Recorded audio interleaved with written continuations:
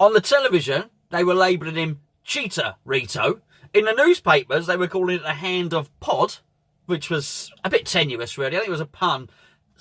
Chicharito, little P, peas in a pod. I mean, anyway, rubbish headline. Certainly the Fulham defence, and in particular the goalkeeper, would have been wishing that Donald Trump had erected that wall in front of him for set plays to stop the sneaky Mexican from getting through, because quite frankly, the Fulham defence is shocking, and that's why they're going to go down. It wasn't the most positive review from us last night, because they could have been 2 or 3 goals up.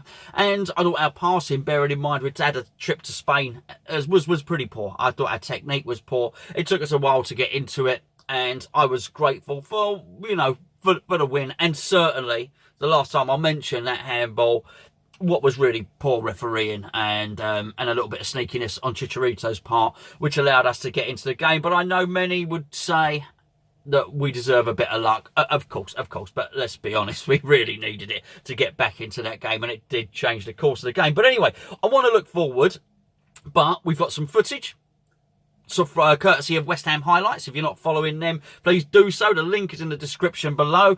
We've got some reaction from Scotty D, who gives his reaction to last night's game. I've had a little bit of time to reflect on it. And whilst I was a little bit disappointed with the performance last night, I've woken up very, very excited today.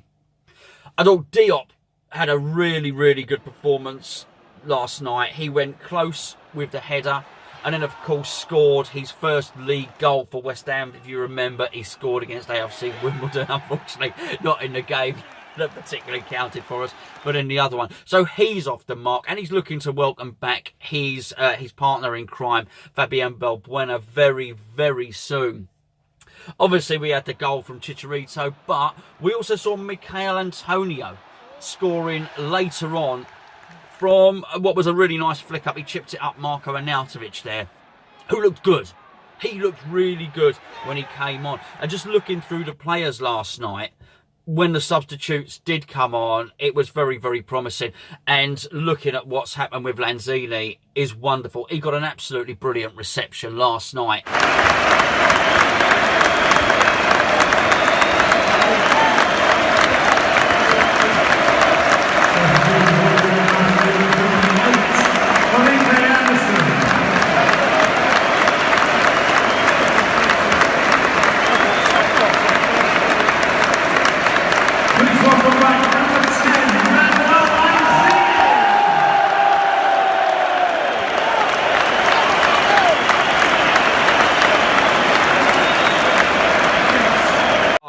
I'm absolutely thrilled. We have been missing his creativity. We really have. The burden of the technique and the creative spark has rested on Felipe Anderson's shoulders for far too long. Someone needs to come in and share the burden. We got a little glimpse, we got a glimmer when Nasri came in, of course, because he looks really good, and I'm sure he's got a big part to play as well. Although I do wonder if we will ever see Anderson, Nasri and Lanzini all in the same team from a starting lineup. I'm not so sure we will, but looking at who's come back, and Arnautovic had a little spring in his step, as I mentioned, and Antonio is back to his best as well.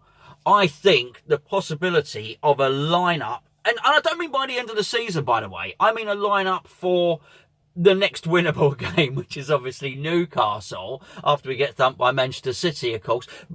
I do think we could go in and we can cause most teams a real problem.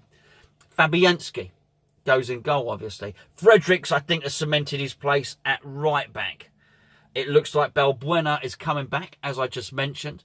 Diop, of course, next to him, with Cresswell, looks to completely almost ruined Masuaku's career and gets the left back's berth. We've got Mark Noble and Declan Rice in the middle. Antonio on the right, Lanzini in the number 10, the floating role, Felipe Anderson on the left, and Marko Arnautovic playing up top.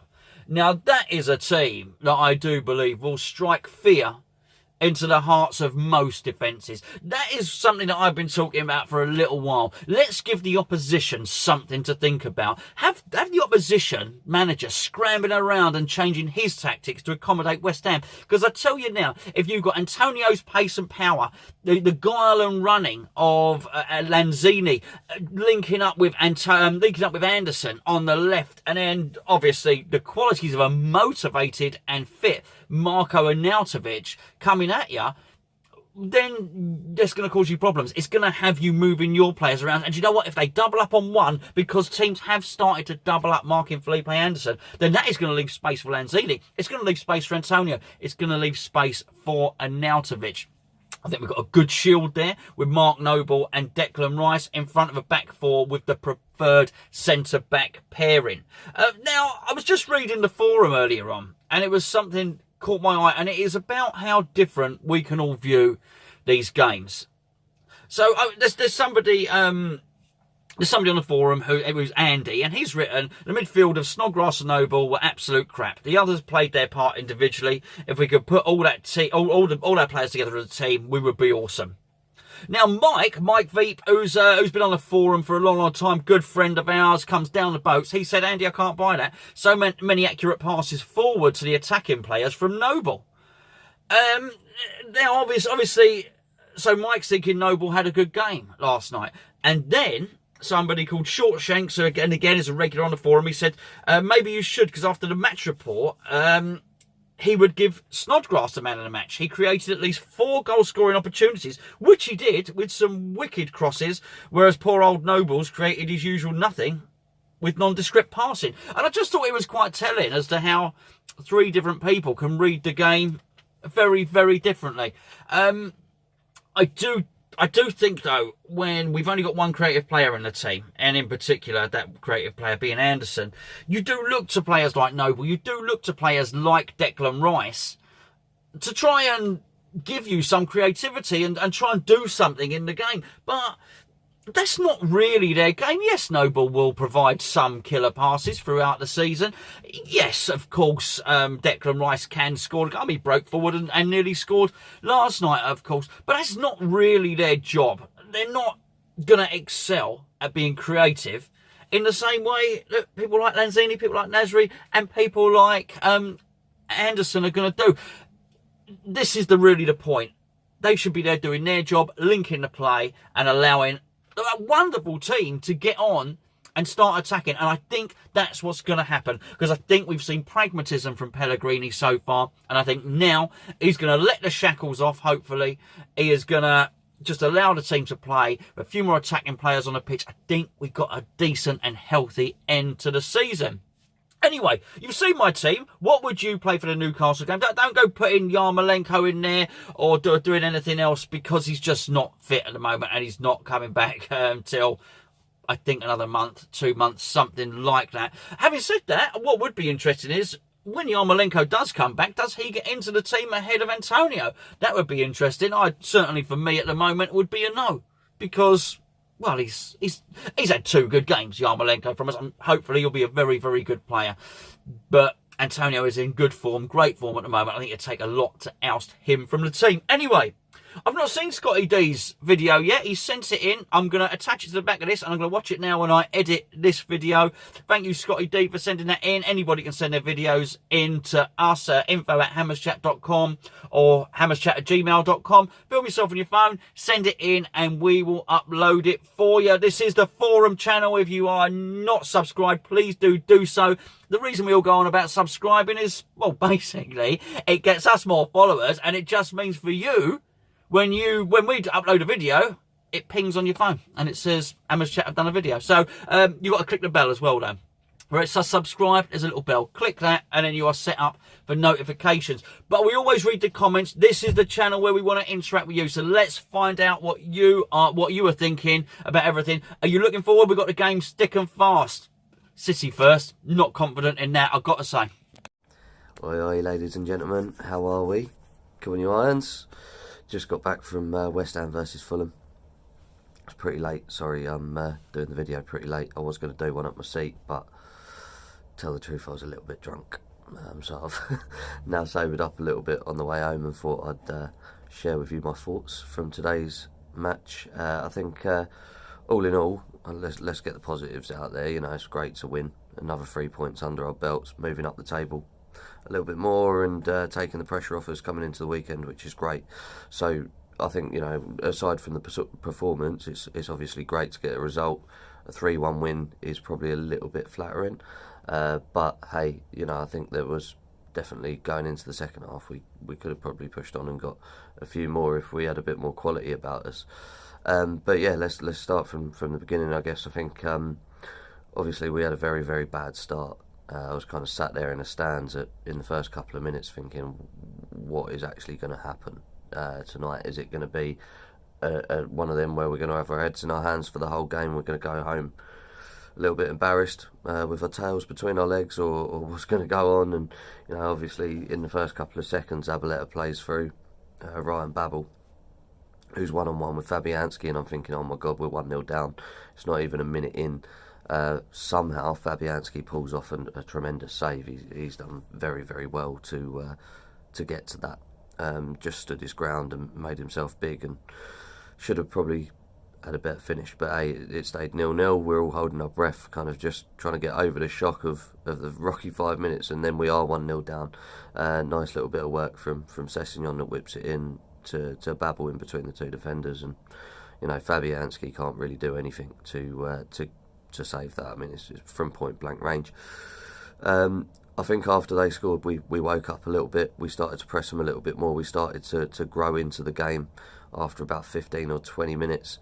And soon enough, from a set piece, I think it was Antonio and Ogbonna kind of got a header onto it, fell to the back post, and from where I was sat, it looked like Chicharito scored a diving header. You know, and we were all kind of buzzing and cheering. It weren't until kind of half time I heard that he potentially handled the ball.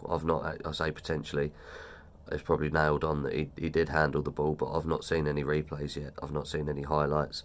I literally just seen from where I was sat, and from where I was sat it looked like he got it with his head. But hey, 1-1, and then I was starting to think, well, do you know what, we're going to get the result. I think we carried on getting better and better as the game went on. I use that loosely because I don't think we ever were excellent throughout the match, but you know, we did enough to kind of beat Fulham. I think we were pretty comfortable with it. I think Diop scored a fantastic header for the second goal. Great delivery, great header, you know, low, hard, exactly what you want. Diop's fantastic buy for us this season. I think he's going to have a very, very good career, and if he's ever going to leave us, I think he's going to leave us for big money. So I'm a big fan of Diop. I think he's done really well this season so far. Ogbonna didn't have a bad game either, apart from a few moments. I think he's always got a mistake in him, Ogbonna, but he's definitely getting better as the weeks progress. And I think him and Diop are starting to form a little bit of a partnership. I think Cresswell played quite well today. He's kind of works well with Anderson, getting out on the overlap quite a lot. A few points he was like our furthest man forward. So, you know, I think Cresswell had another good game. Declan Rice and Mark Noble had a good game for me. Again, from where I was sat, I've heard a few people on Twitter or whatever saying Mark Noble didn't have the best game, but for me in the first half he looked like one of our better players. He was kind of conducting the play in the middle alongside Declan Rice, breaking everything down. So I think all in all, those guys did a good job in the middle there. I think if anyone had a poor game in the middle of the park tonight, it's Snodgrass. I don't like to criticise him because I've become a bit of a fan of his this season because of his work rate and his attitude and everything about him, really. I really do like Snodgrass, but I just don't think he really turned up tonight. I think he was pretty poor.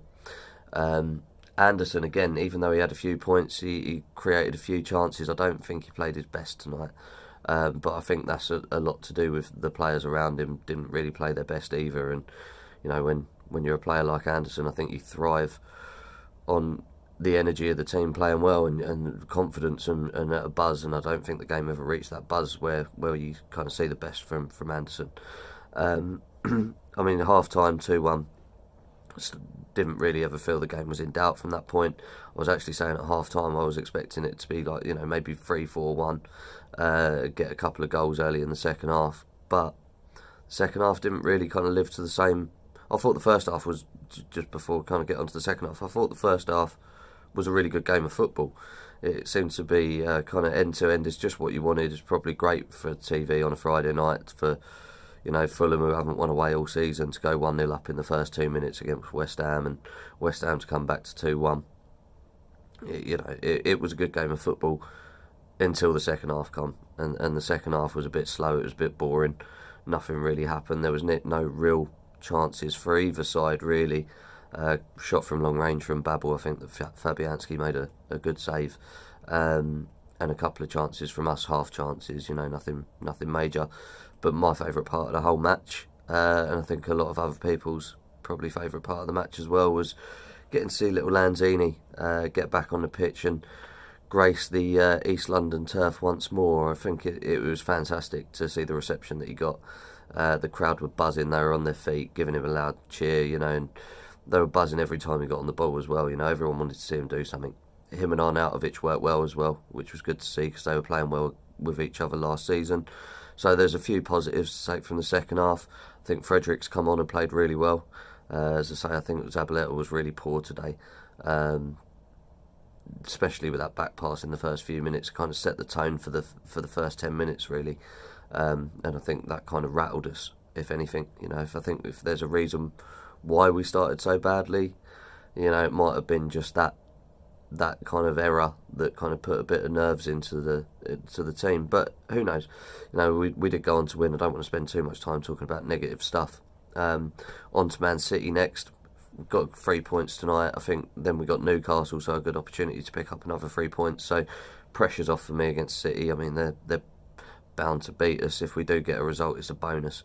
So yeah, that's it from me. Come on, you Irons, and on to the next one. See you soon, people. Much love.